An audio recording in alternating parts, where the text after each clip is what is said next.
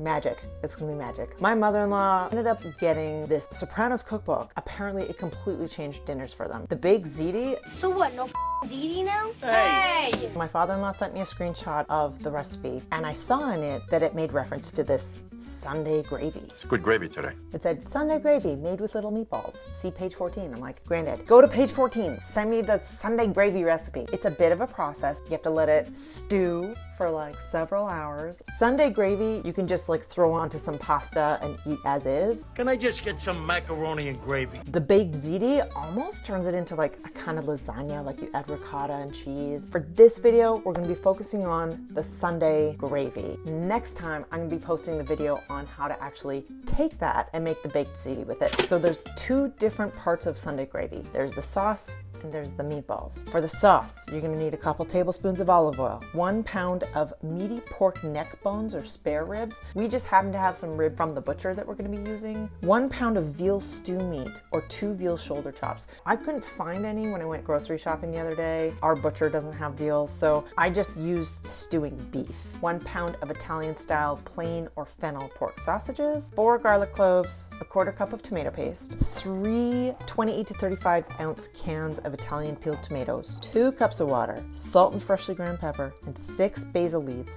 torn into small pieces. For the meatballs, you're gonna need 1 pound of ground beef or a combination of beef and pork. We ordered a half cow this year. We have a ton of ground beef in our freezer, and we also happen to have 1 pound left of ground pork from our butcher. So we're gonna be taking half of each and combining those for our meatballs. Half a cup of plain breadcrumbs, preferably homemade. I did not home make mine, but long-term that would be the ideal. 2 large eggs. We do have eggs from our own chickens. 1 teaspoon of finely minced ginger, half a cup of grated pecorino romano or parmigiano reggiano. Oof, my pronunciation.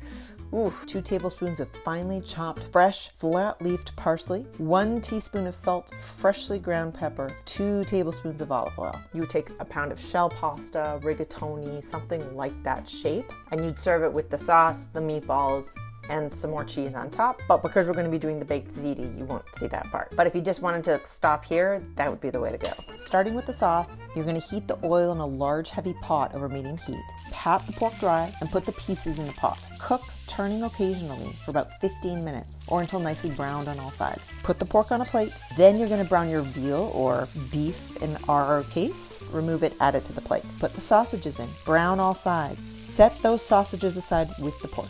From here, you can drain off most of the fat from the pot and you can cook the garlic in it for about 2 minutes or until golden. Remove, discard the garlic, and then you want to stir in the tomato paste and cook for a minute. With a food mill or processor, puree the tomatoes with their juices, throw it in the pot. Or for chunkier sauce, you can just chop up the tomatoes and add them. Add the water, salt, and pepper to taste. You can add the pork, veal, and sausages back in with the basil and bring the whole thing to a simmer. Partially cover the pot and cook over low heat, stirring occasionally for 2 hours. If the sauce becomes too thick, you can add a little bit more water. In the meanwhile, you're gonna make those meatballs. Combine all the ingredients except for the oil in a large bowl. Mix it together thoroughly. Rinse your hands with cool water and lightly shape the mixture into 2-inch balls. But if you're making meatballs for lasagna or the baked ziti, shape those meatballs into tiny balls the size of a grape. Heat the oil in a large heavy skillet. Add the meatballs and brown them well on all sides. They'll finish cooking later, so don't worry about that. Transfer the meatballs to a plate. And then after the sauce has been